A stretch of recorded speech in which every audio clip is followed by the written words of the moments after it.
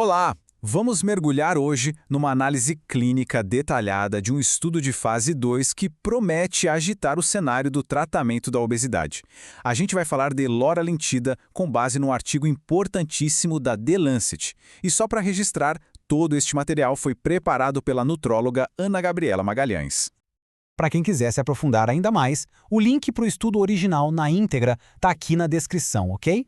Bom, agora vamos ao que interessa. Então, para começar, vamos situar a molécula. O que é exatamente a loralintida e qual é a necessidade clínica que ela pretende preencher no arsenal terapêutico da obesidade? A loralintide, então, é um agonista seletivo do receptor de amilina. É uma via farmacológica diferente daquela dos agonistas de incretina que a gente já conhece tão bem. E o interessante aqui é a engenharia por trás dela. A molécula é conjugada com um diácido graxo C20, o que permite que ela se ligue à albumina. E qual o resultado disso? Uma extensão da meia-vida que viabiliza a administração semanal, o que é ótimo para adesão. E aqui está o grande diferencial, o ponto-chave da loralintida, a seletividade. Ela tem uma afinidade 12 vezes maior pelo receptor de amilina, o AM1R, em comparação com o receptor de calcitonina. A grande aposta dos pesquisadores era que essa seletividade traria o melhor de dois mundos, sabe? Máxima eficácia com uma tolerabilidade superior. Vamos ver se os dados confirmam essa hipótese. Certo, a hipótese farmacológica é bem promissora. Mas como ela foi testada na prática? É fundamental a gente entender o desenho do estudo para dar o devido valor aos dados que foram gerados. Então, quem eram os participantes? O estudo recrutou 263 adultos com obesidade ou sobrepeso associado a comorbidades. E aqui, atenção para um ponto metodológico crucial. Todos sem diabetes tipo 2. Essa foi uma decisão de desenho muito importante para isolar o efeito da droga no peso sem a interferência das variáveis do controle glicêmico. E o perfil dessa população, como a gente pode ver, é bem aquele que encontramos na prática clínica diária, né? Idade média de 49 anos, um peso inicial ali na casa dos 109 quilos e um IMC de 39,1, que já classifica como obesidade classe 2. E a hemoglobina glicada basal só confirma, estamos mesmo falando de uma população sem diabetes. Agora, um ponto metodológico que se revelou absolutamente fundamental para os resultados: a dosagem. O estudo testou vários esquemas, mas vamos focar nesse protocolo de escalonamento. A ideia era bem simples: dar tempo para o organismo se adaptar e, com isso, melhorar a tolerabilidade. Guardem bem essa informação, porque ela vai ser decisiva quando a gente for analisar a segurança do fármaco.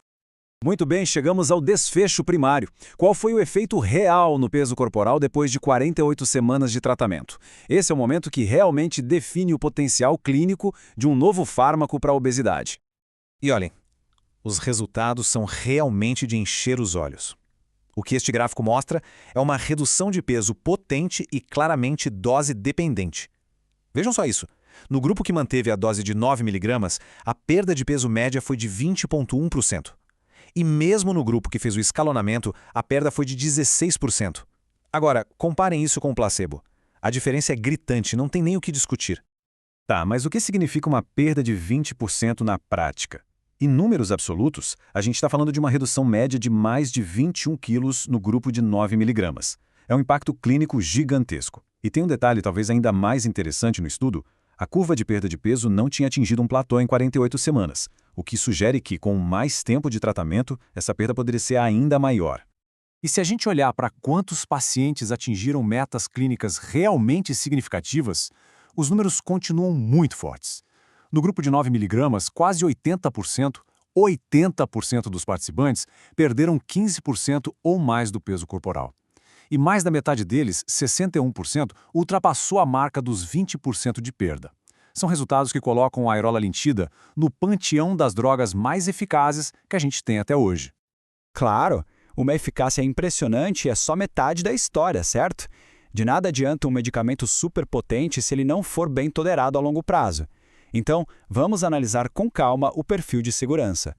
Como era de se esperar para essa classe de fármacos, os eventos adversos mais comuns foram gastrointestinais, mas o ponto crucial aqui está na comparação entre os grupos de dosagem. Olhem só a diferença que o escalonamento de dose fez. A incidência de fadiga, por exemplo, caiu pela metade, de 43% para 21%. E o vômito, que afetou 11% no grupo que foi direto para 9 mg, foi reduzido a apenas 2% no grupo que fez a titulação. É uma demonstração clara do benefício dessa estratégia.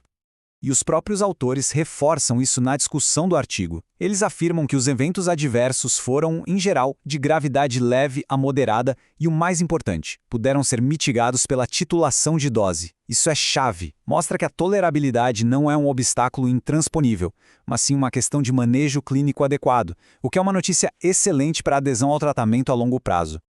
E aqui tem um achado que realmente diferencia a lorolintida de muitos agonistas de incretina.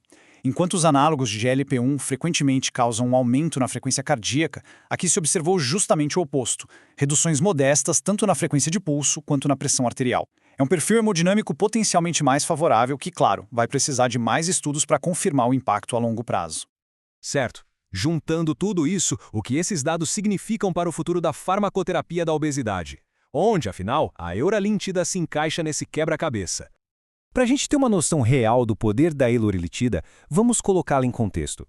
Esta tabela, baseada em dados citados no próprio artigo, compara a perda de peso média dela com outros gigantes do tratamento da obesidade. Com cerca de 20% em 48 semanas, ela se posiciona muito bem, ali entre a semaglutida e a tirzepatida. É um resultado que a coloca, sem a menor dúvida, na primeira prateleira de eficácia em monoterapia.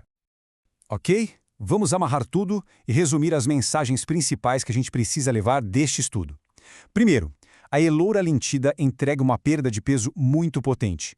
Segundo, essa perda parece não ter atingido seu máximo em 48 semanas, o que é promissor. Terceiro, e talvez o mais importante para a prática clínica, a titulação de dose é essencial para a tolerabilidade. E por último, ela traz benefícios em marcadores cardiometabólicos importantes. Bom, esses resultados da fase 2 são sinal verde claríssimo para os estudos de fase 3. E eles nos deixam com a grande questão para o futuro. Qual vai ser o nicho da euralintida? Será que ela vai se firmar como uma nova monoterapia de ponta? Ou será que, com seu mecanismo de ação distinto, seu verdadeiro potencial estaria em futuras combinações, buscando eficácias que se aproximem cada vez mais das da cirurgia bariátrica? O campo está se movendo muito rápido, e a euralintida acaba de se tornar uma peça muito importante nesse tabuleiro.